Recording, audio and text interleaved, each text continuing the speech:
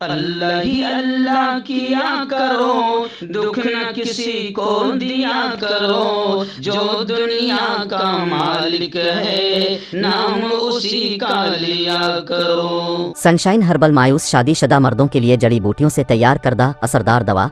इसके अलावा वजन बढ़ाने और मोटापा कम करने के लिए लाजवाब दवाएं इंडिया में कहीं भी हासिल करने के लिए अभी कॉल करें।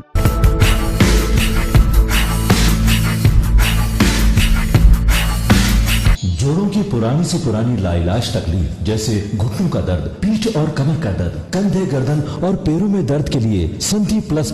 अस्सलामु अलैकुम वरहमतुल्लाहि वबरकातुहू। नाज़रीन, इस्तकबाल है, स्वागत है आपका viral news live studio Jalgaon, Maharashtra, India में। मैं आपका मेज़बान मुफ्ती मोहम्मद हारून नदवी।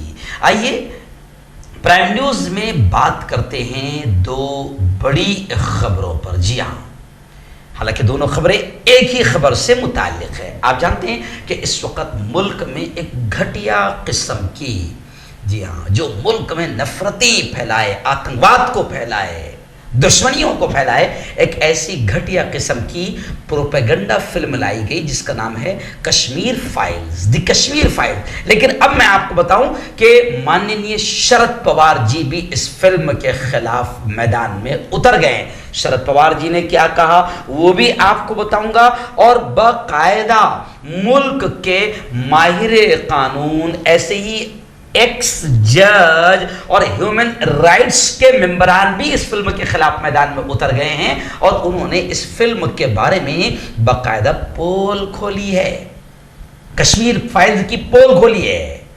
जी हाँ, और मैं इस खबर को इसलिए दिखा रहा हूं कि आप जानते हैं कि हमारे यहाँ की गोदी मीडिया इस फिल्म पर यह बात नहीं दिखाएगी, ये बहस नहीं करेगी, बल्कि गोदी मीडिया तो सत्ता को खुश करने में और दलाली में लगी हुई है। इसलिए आपने 5 मिनट निकाल कर थोड़ा सा इस खबर को देख लेना। शरद पवार जी ने क्या कहा, ह्यूमन राइट्स के मेंबरान ने क्या कहा, एक्स जज ने क्या कहा और माहिरीन कानून ने क्या कहा, ये मैं 5 मिनट के अंदर सारा खुलासा आपको बताने की कोशिश कर रहा हूं। जी हां, और ये इसलिए मैं बार बार दिखा रहा हूं कश्मीर फाइल्स के बारे में, क्योंकि जो चीजें सही अंदाज में आ रही है ये हमारे यहाँ की गोदी मीडिया नहीं दिखा रही, क्योंकि गोदी मीडिया को ठेका कुछ और दिया गया है नफरतें फैलाने का।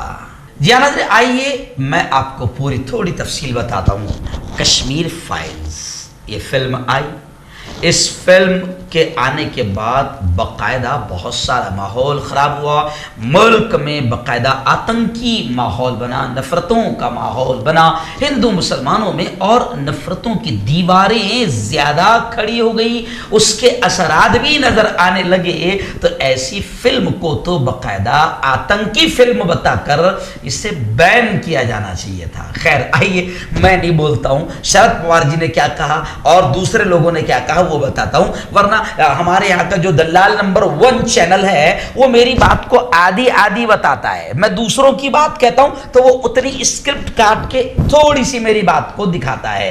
तो इसलिए मैं, आइए शरद जी पवार ने क्या कहा।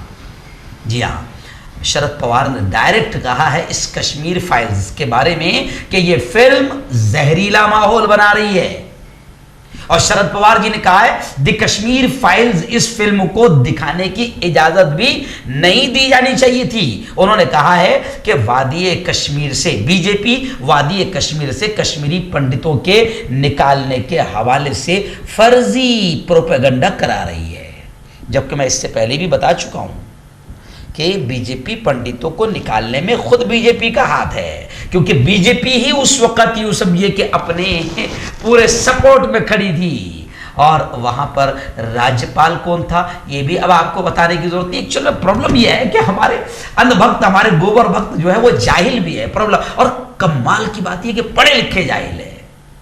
इनको खुद अपने अब्बा से पूछना चाहिए था कि अब्बा जी, जिस फिल्म का आप प्रमोशन कर रहे हैं और कश्मीरी पंडितों के दर्द को आप बयान कर रहे हैं, तो उस वक्त तो हुकूमत में आप ही थे।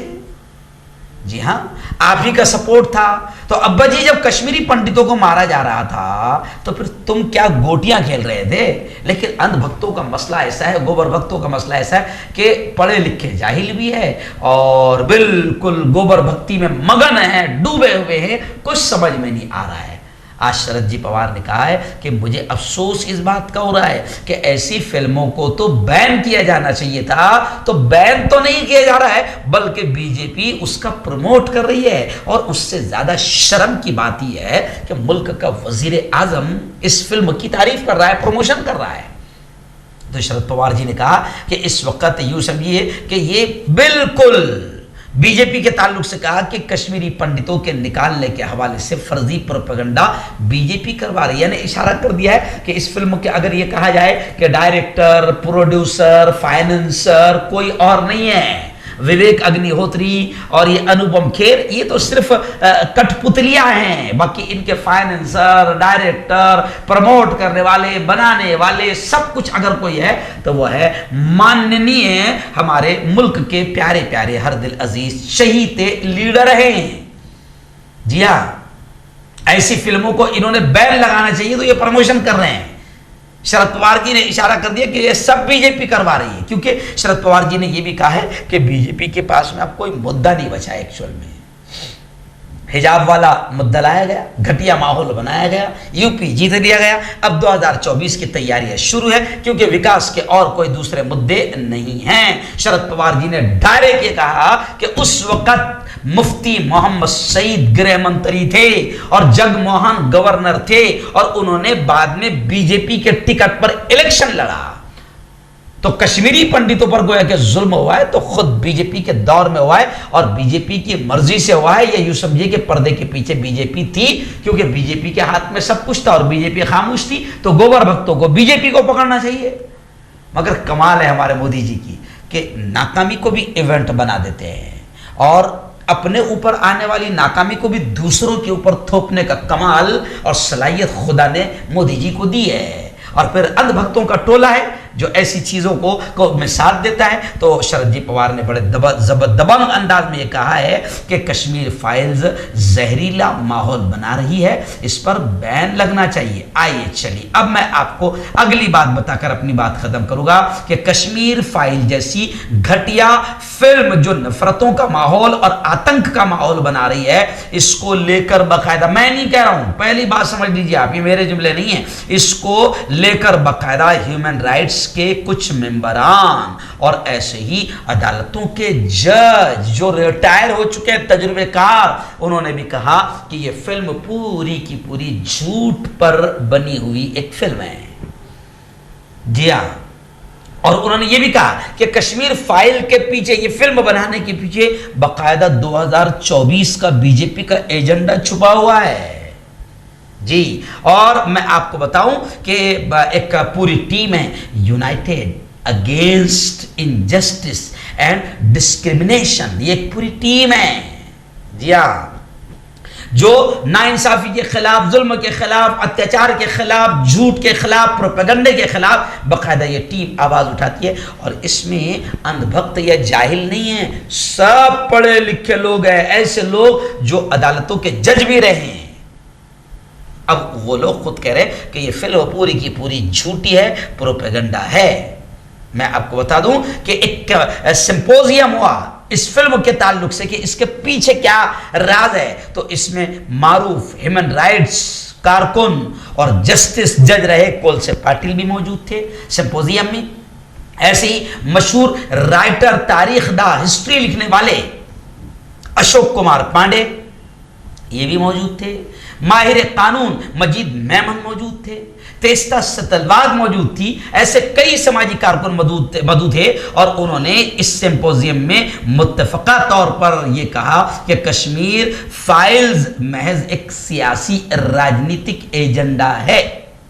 जी हाँ, जिसके जरिए ये नफरत फैलाकर वोटों को हासिल करना चाहते हैं। और उन्होंने ये भी कहा कि कई वाकयात दुरुस्त हो सकते हैं, लेकिन इसका दूसरा पहलू नहीं दिखाया गया, जिसकी तफसीलात खुद अशोक कुमार पांडे ने पेश की।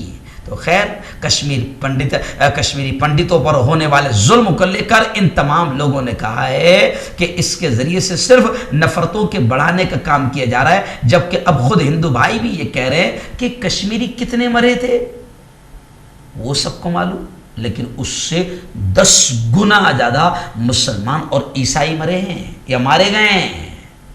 जी हाँ, उसको बयान नहीं किया जा रहा है, अधूरा सच बयान किया जा रहा है।